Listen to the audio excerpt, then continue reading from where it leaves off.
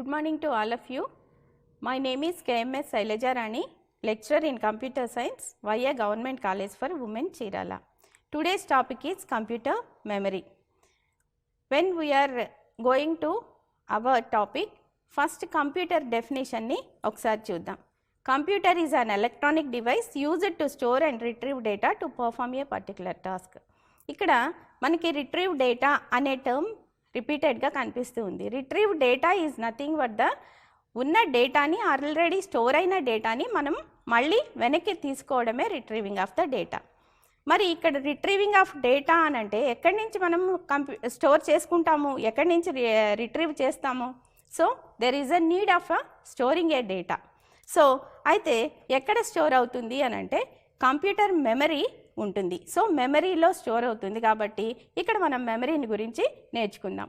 Once ఈ black డయాగ్రామ్ని కనుక మనము చూసినట్లయితే ఈ బ్లాక్ డయాగ్రామ్లో ఇక్కడ మెమరీ యూనిట్ అనేది ఒకటి కనిపిస్తుంది. అంటే కంప్యూటర్ సిపియులో సెంట్రల్ ప్రాసెసింగ్ యూనిట్లో మనకి మెమరీ యూనిట్ అనేది కూడా ఒకటి ఉంటుంది అన్నమాట. సో అదే మనం కంప్యూటర్ సిపియుని ఓపెన్ చేసి చూసినట్లయితే సాధారణంగా ఈ మెమరీ అంతా అంటే డేటా అంతా కూడా ర్యాండమ్ యాక్సెస్ మెమరీలో అంటే ర్యాముల్లో కానీ రీడ్ ఓన్లీ మెమరీలో అంటే రోమ్ చిప్స్లో కానీ స్టోర్ అయి ఉంటుంది.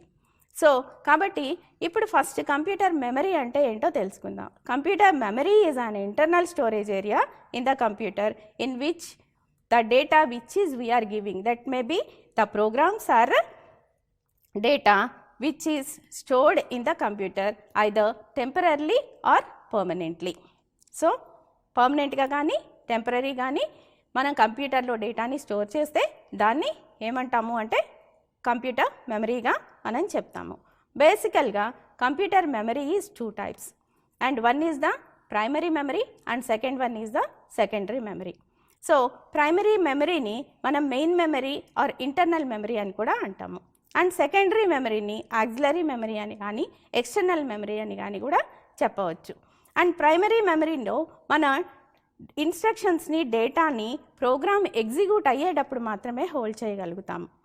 అండ్ ప్రైమరీ మెమరీ బేసిక్గా it is directly accessed by the CPU. And secondary మెమరీలోకి వచ్చేటప్పటికి డేటా అండ్ ప్రోగ్రామ్స్ అన్నీ కూడా కరెంట్గా యూజ్ కానీ డేటాని ప్రోగ్రామ్స్ని లాంగ్ టర్మ్ స్టోరేజ్లో ఉన్న ప్రోగ్రామ్స్ని హోల్డ్ చేయగలుగుతాము. And secondary memory directly not accessed by the CPU. And primary memory is volatile in nature. Volatile in nature means when we switch off the computer the primary memory will be erased completely. And secondary memory is non-volatile in nature. That means it switches when the computer is switched off, the data won't be erased. And primary మెమరీలో RAM చిప్స్లో మనం డేటాని store చేస్తున్నాము అని అనుకున్నాం కాబట్టి అది RAM chips very కాస్ట్లీగా ఉంటాయి కాబట్టి it is expensive and limited storage capacity మాత్రమే అవైలబుల్ అవుతుంది. అంటే మెయిన్ మెమరీ మనం పెంచాలి అని అనుకుంటే మనకి ఎక్స్పెన్స్ అవుతుంది అనమాట. అంటే అందుకనే మనం లిమిటెడ్ స్టోరేజ్ కెపాసిటీ కోసం ఉంటున్నాం. అండ్ అలాగే సెకండరీ మెమరీ డివైసెస్ ఏంటి అంటే these are the cheap ones and we can store a voluminous data in the secondary memories. And primary మెమరీని ఒక కంప్యూటర్ నుంచి ఇంకొక కంప్యూటర్కి మనం తీసుకెళ్ళలేము. So this is not portable. And secondary మెమరీని మాత్రం మనం these are the secondary memory అంటే this is the secondary memory device. దీనిలో డేటాను స్టోర్ చేసుకోగలము. దీన్ని పెన్ డ్రైవ్ అంటాం మనం. సో ఈ పెన్ డ్రైవ్ని ఈ సిస్టంలో నుంచి ఇంకొక సిస్టమ్కి ఈజీగా మూవ్ చేయగలుగుతాం కాబట్టి ఇది హైలీ పోర్టబుల్ అని చెప్తాము. అంటే the portability is nothing but the moment of data from one system to another system. And ఇక్కడికి వచ్చేటప్పటికి ప్రైమరీ మెమరీ డైరెక్ట్గా ఇంటర్మీడియట్ ఏరియాలో నుంచి ప్రోగ్రామ్ని ఇన్స్ట్రక్షన్స్ని యాక్సెస్ చేస్తుంది కాబట్టి data access is very high. In the primary memory data access is very high and in the secondary memory data access is low. So when compared to the primary memory. ఎందుకని అని అంటే primary మెమరీలోంచి డైరెక్ట్గా access చేస్తుంది. Secondary మెమరీకి వచ్చేటప్పటికి అది మనం ఈ పెన్ డ్రైవ్ని తీసుకొచ్చి కనెక్ట్ చేయాలి. అండ్ కనెక్ట్ చేసిన తర్వాత the data channel input and output ఛానల్ని ఫామ్ చేసుకుని అది డేటాని యాక్సెస్ చేసుకుంటుంది. కాబట్టి when compared to the primary memory, secondary మెమరీలో data access is very low. And here the సిపియులో ఇన్సైడ్ మనకి మెయిన్ మెమరీ ఇక్కడ ఉంది. మెయిన్ మెమరీ ఇక్కడ ఉంది. సో ఇక్కడ మెయిన్ మెమరీ ఇక్కడ ఉంది కాబట్టి డైరెక్ట్గా సిపియు యాక్సెస్ చేసేసుకుంటుంది. అదే సెకండరీ డివైస్ బయట నుంచి చేసుకుంటుంది అనమాట. అంటే ఇప్పుడు మెయిన్ మెమరీ అని అంటే nothing but the Ram. So కాబట్టి మామూలుగా ఏమంటాము, మన ర్యామ్ చిప్స్ ఇందాక బోర్డులో చూసాం కదా, RAM chips and Rome chips. So కాబట్టి ఈ ర్యామ్స్ మెమరీని సాధారణంగా ఏమంటారు అని అంటే ర్యామ్ ఆర్ టిపికల్లీ DRAM అని చెప్తూ ఉంటాము. RAM is nothing but the random access memory. కాబట్టి ఇక్కడికి వచ్చేటప్పటికి మనం ఏం చెప్పదలుచుకున్నాము, ప్రైమరీ మెమరీ అనేది it consisting of the 2 types of memories, that is the RAM and Rome. A great research తర్వాత ప్రైమరీ మెమరీ నుంచి మనకి ర్యామ్ ఎవాల్వ్ అయ్యింది. ఆ ర్యామ్ని మనం అగైన్ ఇక్కడ ప్రజెంట్ మెమరీగా వాడుకుంటున్నాం అనమాట. And random access memory, RAM is nothing but the expansion of the random RAM is the short cut off the random access memory and Rome is read only memory. And first we will see the difference between the RAM and ROM. RAM means random access memory. It is the volatile storage area within the computer that is typically used to store data temporarily. So volatile antene it means temporary ga store avutundi, and when the power is off it erases. And ikkada ప్రాంప్ట్గా processor నుంచి ప్రాంప్ట్గా access అవుతుంది అనమాట RAM. And read only memory వచ్చేటప్పటికి computer చిప్స్లో పర్మనెంట్గా or semi పర్మనెంట్గా డేటాని కనుక మనం స్టోర్ చేసుకుంటే దాన్ని రీడ్ ఓన్లీ మెమరీ అంటాము. అది non volatile. And the information stored in the RAM is basically loaded from the computer's hard disk and includes data related to the operating system and applications that are correctly being executed by the processor. Most ROM loki vachedappadiki most computers contain a small amount of ROM that contains the critical programs such as the basic input output systems. అంటే బయాస్ని తీసుకొచ్చి మనం రామ్గా మనం ఇక్కడ సిస్టంలో చేసినట్లయితే ఎప్పుడైతే system on చేస్తామో ఆటోమేటిక్గా సిస్టమ్ ఏమవుతుంది అని అంటే బూట్ అవడం మొదలవుతుంది అనమాట. And RAM is considered as the random access because any memory cell can be directly accessed if its address is known. So ర్యామ్లో డైరెక్ట్గా అడ్రస్ తెలిస్తే చాలు యాక్సెస్ అయిపోతుంది. And ROM or read only. To update the program stored in them, the ROM chip had to be removed.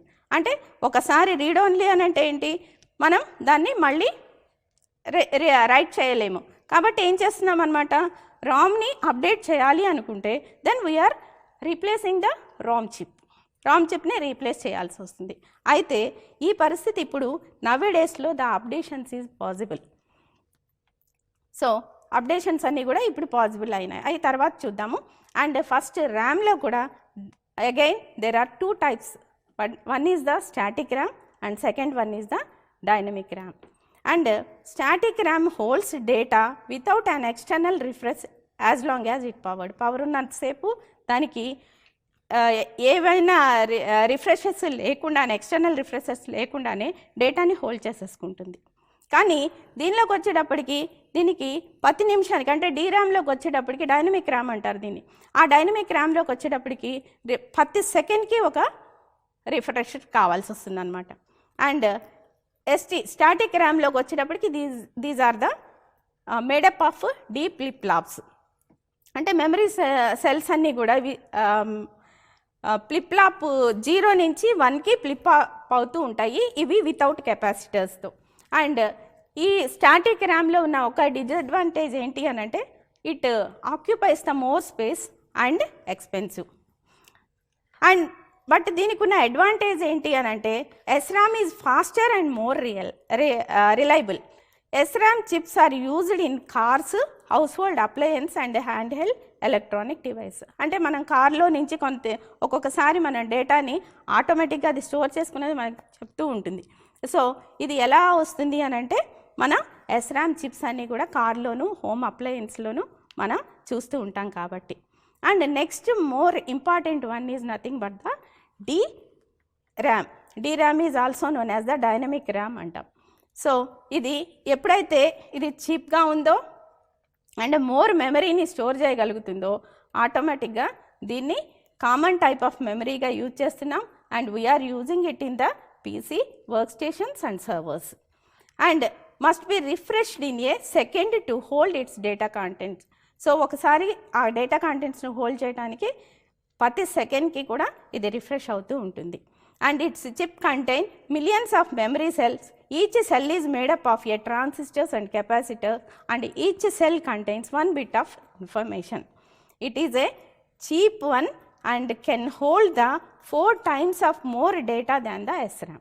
అందుకనే ఇందాక మనం last క్లాస్లో మనం అనుకున్నాం, దీనిలో మనం లాస్ట్ స్లైడ్లో మనం అనుకున్నాం ఏమని, memory is commonly referred as the RAM or the typically DRAM అని. సో ఇందులో తక్కువ కాస్ట్లో ఎక్కువ స్టోరేజ్ ఆఫ్ మెమరీని మనం సేవ్ చేస్తున్నాం కాబట్టి DRAMస్ని మనం ఎక్కువగా వాడుతున్నాం అన్నమాట. అండ్ ఇందాక మనం చెప్పినప్పుడు అంటే రీడ్ ఓన్లీ మెమరీని గురించి మనం చెప్పేటప్పుడు అక్కడ అప్డేషన్స్ పాసిబుల్ అన్నాం. సో ఆ అప్డేషన్స్ పాసిబుల్ ఎలా అవుతున్నాయి అని అంటే రీరైటబుల్ రామ్ చిప్స్ మనకి అవైలబుల్ అవుతున్నాయి. ఆ rewritable RAM chips include PROM, EEPROM and EEPROM. PROM అంటే programmable read only memory, EEPROM అంటే erasable program read only memory and electrically erasable program read only memory. So ఇక్కడ PROM chip అంటే ఇలా ఉంటుంది. So it is also called the one time programmable prom.